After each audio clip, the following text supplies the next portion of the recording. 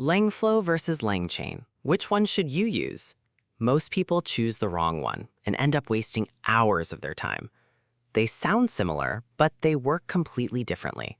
Let me break it down for you. LangChain is a Python framework mainly used by developers.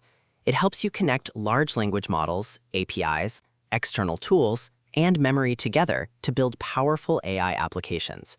You write Python code to connect everything. It gives you full control and maximum flexibility.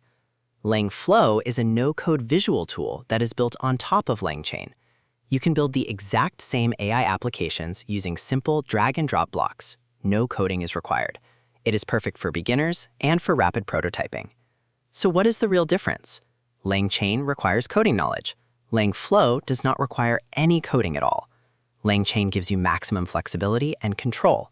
Langflow gives you maximum simplicity and speed. When should you use which one? Use LangChain if you are a developer who needs full customization and control.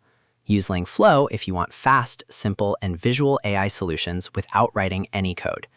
Both tools are incredibly powerful.